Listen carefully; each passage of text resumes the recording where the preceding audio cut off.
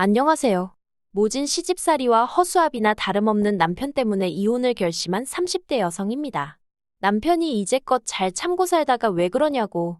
나중에 시부모님 돌아가시고 나면 그 재산 다 우리 건데 아깝지 않냐는데. 이렇게 살다간 시부모님 돌아가시기 전에 내가 먼저 죽게 생겼다 했습니다. 그리고 그 재산 맨날 입으로만 땅이 얼마고 아파트가 얼마고. 솔직히 믿음도 안 가요. 그렇게 팔기만 하면 다 돈인데 어째서 매번 아들 며느리 주머니 털어갈궁리만 하시는 건지. 아무튼 그동안의 세월을 모두 쓰자면 너무 길어질 것 같지만 그래도 한번 적어보겠습니다. 이래야 제 속에 쌓인 울분이 좀 풀리지 않을까 싶거든요. 남편과는 대학교 CC였어요. 남편은 저보다 3살 연상으로 졸업을 앞두고 있었죠. 저희는 누가 먼저랄 것 없이 서로한테 끌렸고 그렇게 연인 사이가 되었습니다. 그런데 부끄러운 이야기지만 조심한다고 조심했음에도 불구하고 제가 임신을 했더라고요. 너무 당황스러웠죠. 상황이 상황인지라 기쁘고 그런 것도 느낄 새가 없었고 그저 이 일을 어떻게 해결해야 하나 그 생각만 들대요. 낳아서 키운다는 건 가당치도 않다고 생각했으니까요.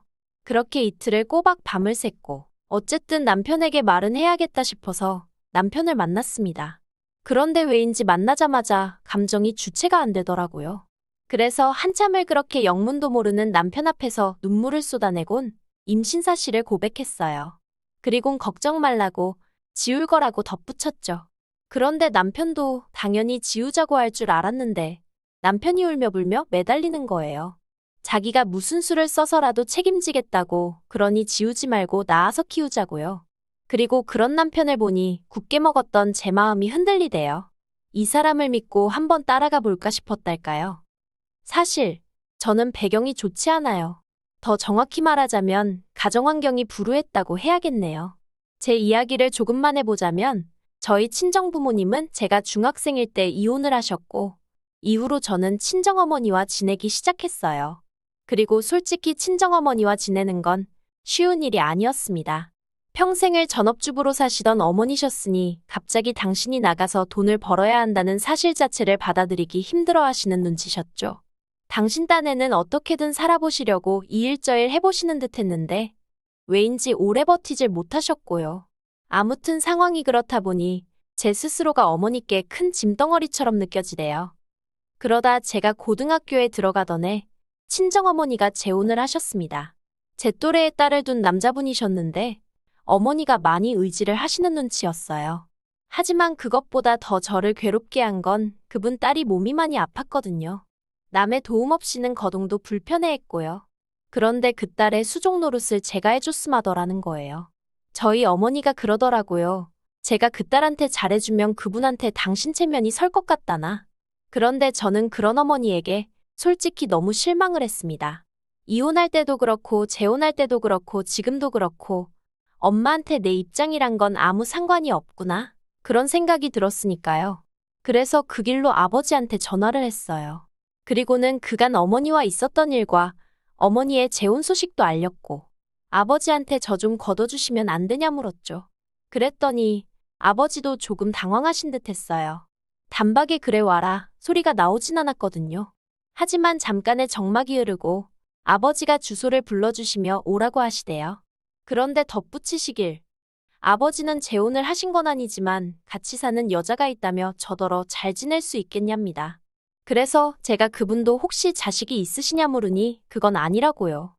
하지만 아버지와 지내는 일도 결코 편하지 않았습니다. 아버지와 지내던 여자분은 제가 마치 무슨 자기 라이벌이라도 된다고 생각을 한 건지 매사 저에게 날을 세웠어요. 특히나 아버지가 제 대학 등록금을 내주실 때마다 얼마나 싫은 티를 냈는지 몰라요. 그리고 그럴 때면 아버지도 그 여자분 비위를 맞추느라 그러신 건지 저에게 가시돋친 말들을 퍼붓기 일쑤셨죠. 실제로 아버지가 저를 함부로 대하고 막말을 하면 그 여자가 좀 기세가 누그러졌으니까요. 그런데 그런 와중에 지금의 남편을 만나서 연애를 하게 되었고 애까지 가졌으니 어디 상의할 곳도 마땅치 않았고 그래서 그냥 지워야겠다는 결론에 도달했던 거예요.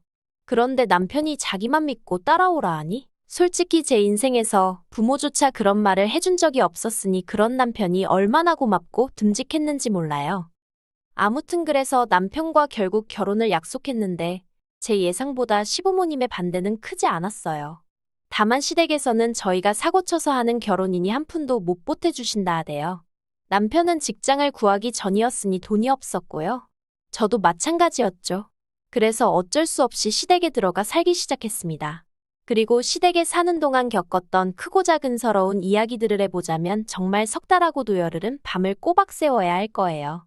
하지만 당시에는 그마저도 감사하다고 생각했어요.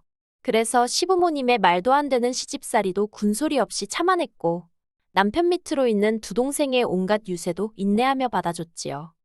그리고 다행히 제가 애를 낳고 얼마 안 되어 남편이 취직을 했어요. 그리고 남편이 첫 월급을 타온 날 제가 남편에게 그랬습니다. 죽기 살기로 돈을 모아서 우리 꼭 분가하자고요. 그런데 이 얘기를 방문 밖에서 어머님이 엿들으시고선 완전히 집안을 뒤집어 놓으셨어요. 먹여주고 재워줬더니 돈 좀 번다고 내뺄궁리를 한다면서. 그리고 저는 그땐 뭐가 그렇게 무서웠는지 그런 어머님께 죄송하다고 잘못했다고 몇 번이나 빌었죠. 그러자 어머님이 남편더러 월급 통장을 내놓으라시대요. 이제부터 당신이 관리를 해줄 거고 생활비는 저더러 탓쓰라면서요. 그리고 전세보증금이 모이면 그때는 당신이 알아서 분가시켜주겠다 하시는데 차마 뭐라고 반박을 못하겠더라고요. 남편도 꿀먹은 모마냥 가만히 있고 그래서 그렇게 월급 통장을 뺏겼습니다. 그런데 그렇게 세월이 지나도 분가의 비읍자도 어머님이 꺼내질 않으시대요.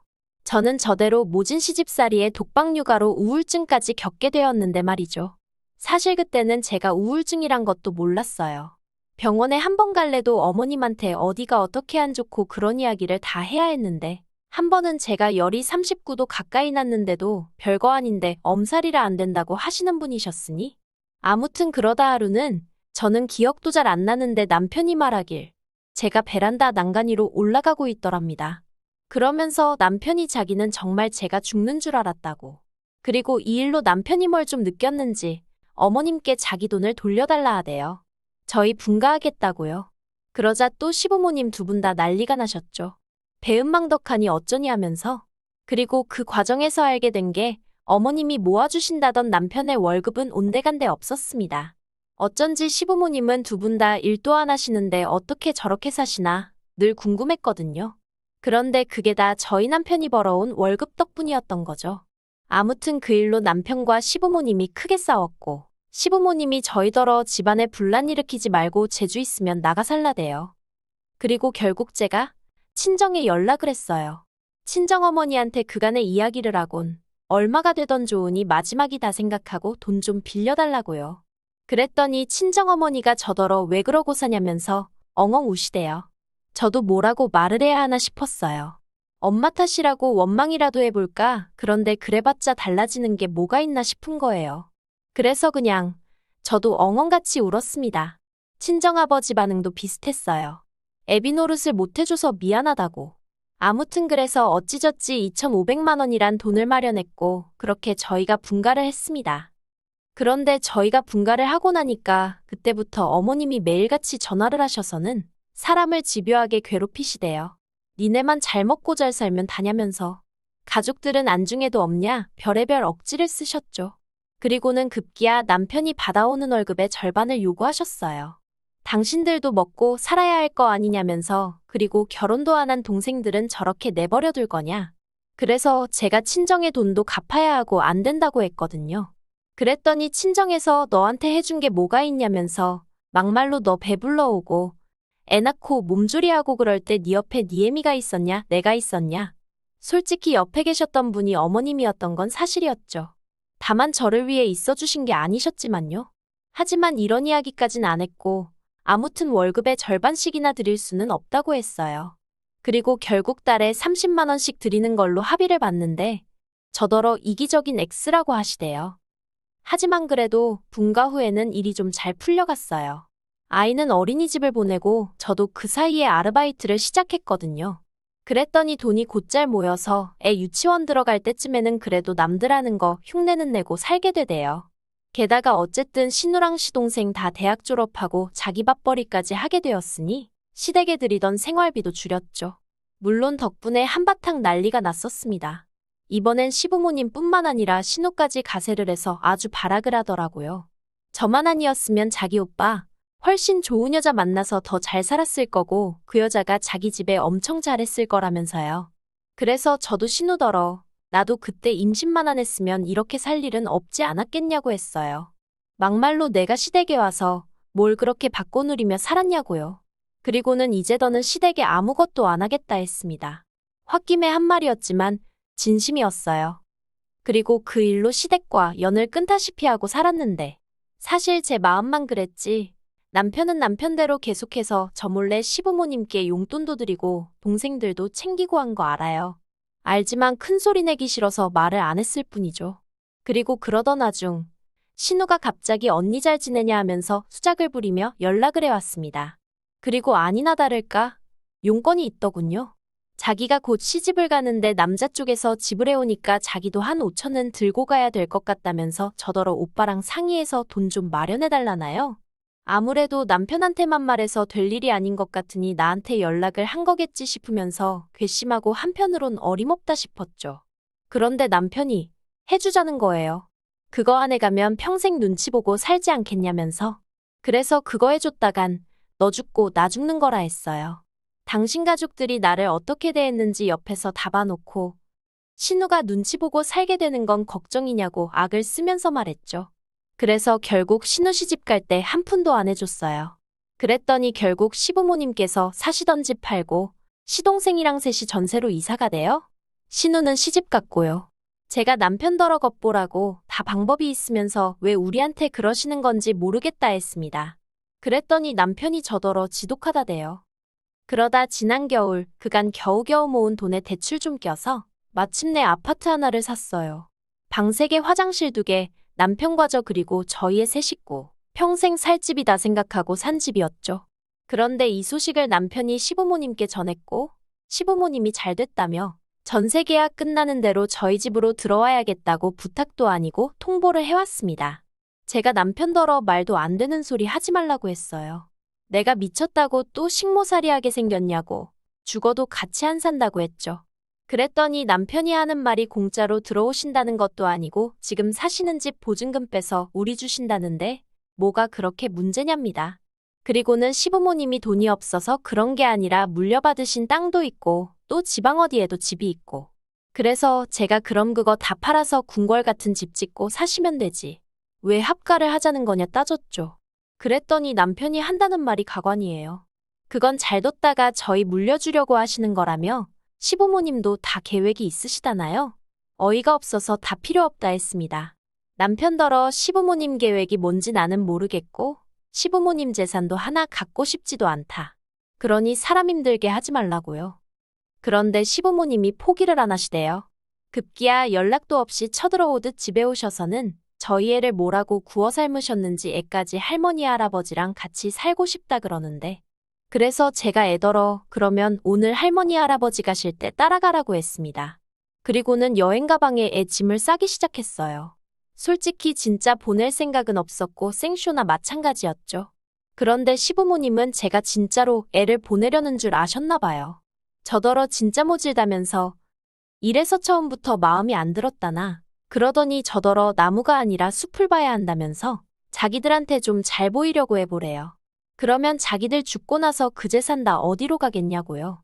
그래서 그 재산 실컷 쓰고 돌아가시라 했습니다. 살아서 자식 괴롭히지 마시고 그 돈으로 좋은 거 먹고 좋은 데 다니다 가시라고요.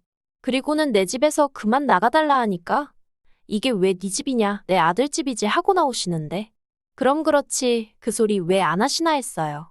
그래서 한번 이 집이 정말 누구 집인지 따져볼까요? 하고는 남편더러 그 자리에서 이혼하자 했습니다. 그리고 며칠 뒤 남편하고 밖에서 따로 만나서 대화를 나눴어요.